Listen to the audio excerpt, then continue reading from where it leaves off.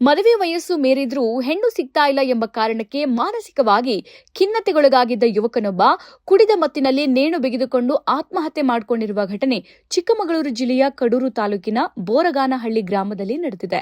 ತುಮಕೂರು ಜಿಲ್ಲೆಯ ಶಿರಾ ತಾಲೂಕಿನ ಬ್ರಹ್ಮಸಂದ್ರ ಗ್ರಾಮದ ನಿವಾಸಿ ಕುಮಾರ್ ಮೃತಪಟ್ಟ ದುರ್ದೈವಿ. ಕುಮಾರ್ ಕಡೂರು ತಾಲೂಕಿನ ಬೋರಗಾನಹಳ್ಳಿಯ ಪರಮೇಶ್ವರಪ್ಪ ಎಂಬುವವರ ತೋಟದಲ್ಲಿ ಕುರಿ ಮಂದೆ ಬಿಟ್ಟುಕೊಂಡು ಕೆಲಸ ಮಾಡ್ತಾ ಇದ್ದ. ಇತ್ತೀಚೆಗೆ ರಾಮನವಮಿ ಹಬ್ಬಕ್ಕೆ ಊರಿಗೆ ಹೋಗಿದ್ದ ಸಂದರ್ಭದಲ್ಲಿ ಕುಮಾರ್ ಮದುವೆ ಮಾಡುವಂತೆ ಪೋಷಕರ ಬಳಿ ಪಟ್ಟು ಹಿಡಿದಿದ್ದ.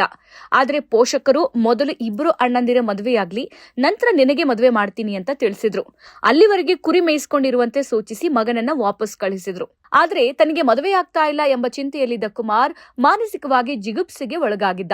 ಇದೇ ವಿಚಾರವಾಗಿ ಮನನೊಂದು ಕುಡಿದ ಮತ್ತಿನಲ್ಲಿ ತೋಟದ ತೆಂಗಿನ ಮರಕ್ಕೆ ನೇಣು ಬಿಗಿದುಕೊಂಡು ಆತ್ಮಹತ್ಯೆ ಮಾಡಿಕೊಂಡಿದ್ದಾನೆ. ಯಗಟಿ ಪೊಲೀಸ್ ಠಾಣೆಯ ವ್ಯಾಪ್ತಿಯಲ್ಲಿ ಪ್ರಕರಣ ದಾಖಲಾಗಿದ್ದು, ಮರಣೋತ್ತರ ಪರೀಕ್ಷೆಯ ನಂತರ ಮೃತದೇಹವನ್ನ ವಾರಸುದಾರರಿಗೆ ಹಸ್ತಾಂತರಿಸಲಾಗುತ್ತೆ.